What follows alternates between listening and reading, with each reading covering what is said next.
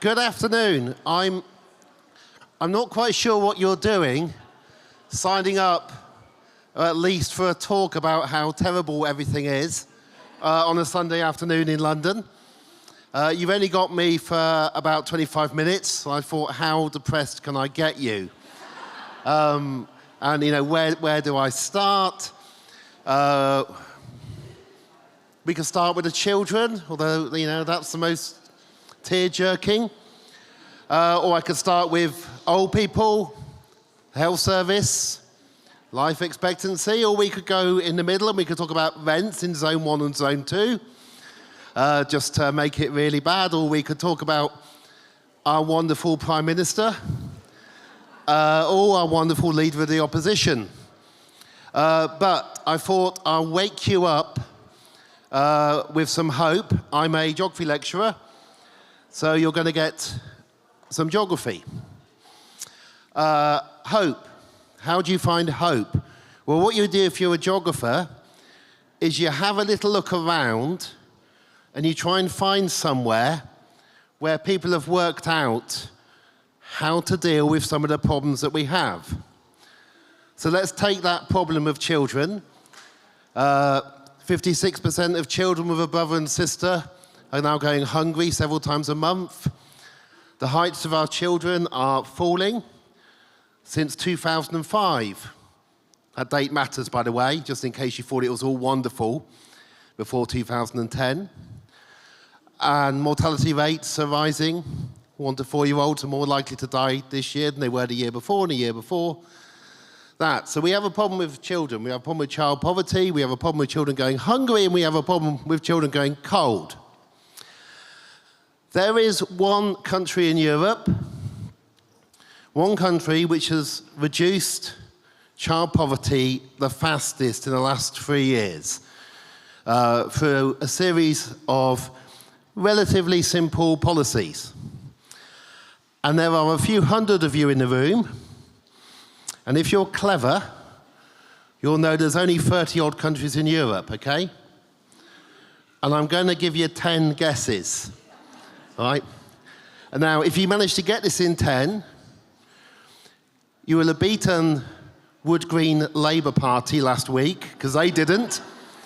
You'll have beaten the students of the University of Nottingham. I won't say where else I've done this. At some point, I'm going to have to stop doing this, because people are going to learn. All right, which country in Europe in the last 3 years has achieved the biggest reduction in child poverty? Who wants to put your hand up? You. Sweden. No, it's flat in Sweden. Very low, they're doing very well, but it's flat in Sweden. Go on. Finland. Finland is lovely, my favorite country. I wrote a book with Anita Cole-Jonen on Finland. Anita is only 22 years old because Finns are very capable, best education system in the world, happiest people.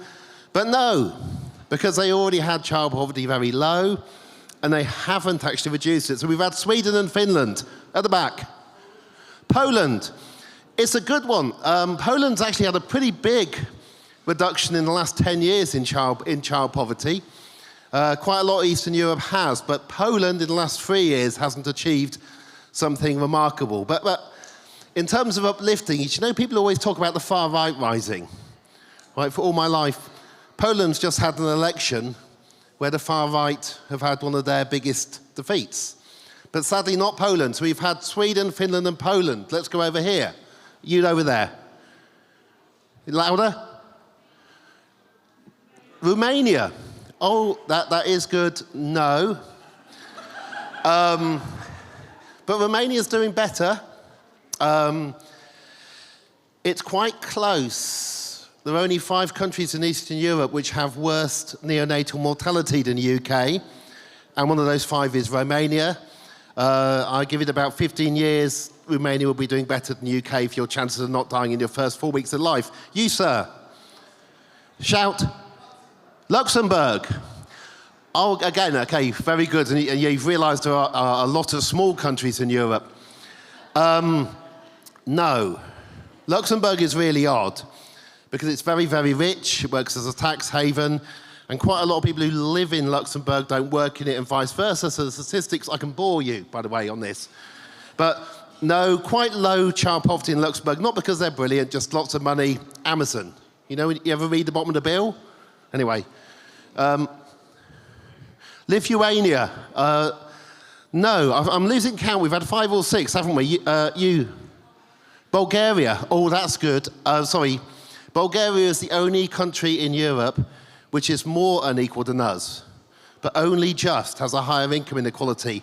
Their stats are about 3 or 4 years old, so my guess is we might have beaten them, and I think currently the UK may be the most unequal state in all of Europe, but no, Bulgaria hasn't. Right at the back, sir. Shout. Vatican City. I am not going to talk about how children fare in the Vatican City. I did notice earlier on they were carrying a cross and making jokes about crucifixes. Anyway, we are in what was a church, so no, it isn't the Vatican City. Yes. Czech Republic are doing very well, but not a sudden improvement. We must have about 8. 2 more guesses. Ireland, you're getting closer, but no, and you. Is it the Netherlands? It's flat, Netherlands doing okay. Okay, you haven't beaten them. That is at least 10 guesses, isn't it? Right, the country in Europe with the biggest fall in child poverty in the last 3 years, the country that we could learn from, this weird, exotic place which you might say has a different culture, and we could never do this. The country is Scotland. Yeah. And because you're living so far, far away from Scotland, nobody tells you what's happened in Scotland. So, there you go. I'm going to uplift you. I've got a few minutes to tell you, because you might want to know, what on earth have they done in Scotland? It's not that hard. Lots of the solutions we need to being in the most terrible state we've been in since the 1930s are relatively easy. But what you have to know is that some people really don't want these solutions to happen. Because some people believe that if you're hungry, you're more likely to take a second or third job. And we need people to work. And even more effectively than if you're hungry, if your children are hungry, you will behave. Not many, but there are psychopaths out there. So what did the Scots do? It's a story of Nicola Sturgeon, woman of about my age, grew up in a normal part of Glasgow, liked Wham when she was young, and she wanted 2 things. One was Scottish independence, which she hasn't got yet, and the other was to reduce child poverty, because she's normal, unlike many of our politicians. Just to bait you, because I will open up the mic after this for questions, some of you may remember that the Labour government took 1 million children out of poverty. They managed to do that without reducing inequality by 1 iota. And you might think, how on earth could Labour have taken 1 million children out of poverty and not made anything better? Poverty is a line. We have a poverty line. If you move children just over that line, just underneath to just over, officially they're out of poverty. It's just that they don't notice and they don't get any taller, right? What did Scotland do? Scotland had its own COVID committee, a crisis committee during the pandemic, which met every week to try and deal with that.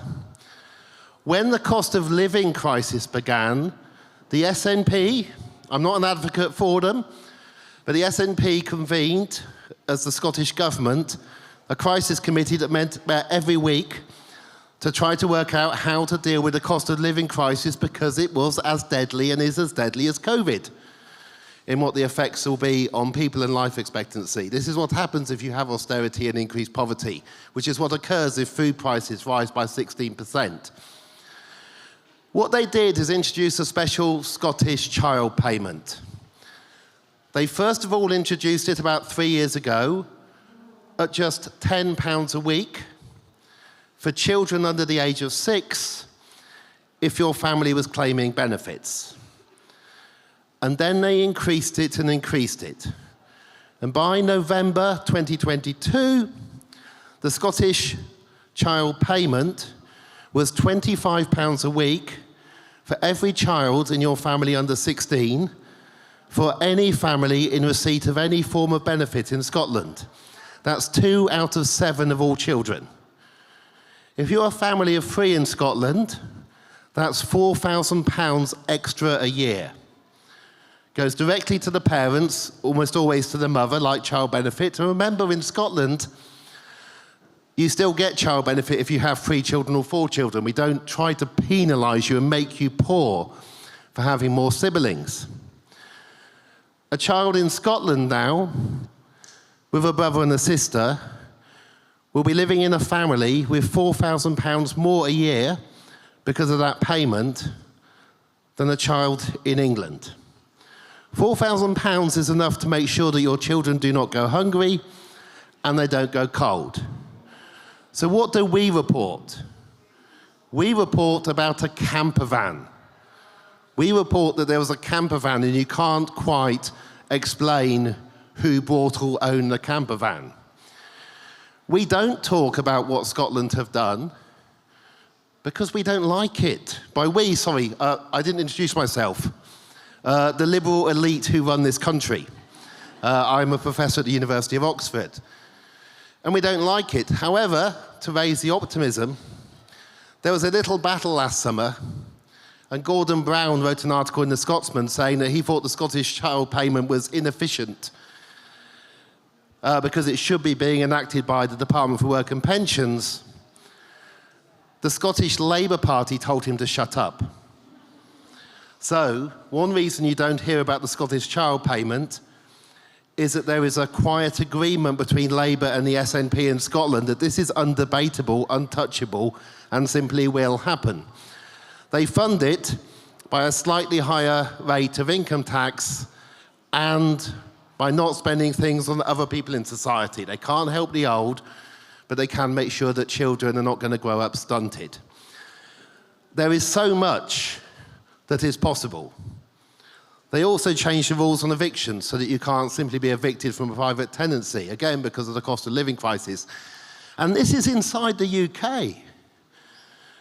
You know, that's what's remarkable. This isn't taking some Nordic utopia and saying, oh, can't we all get together and be sensible and be like them? This is inside the UK right now. And it's not just inside the UK, it is the policy of the Labour Party in Scotland.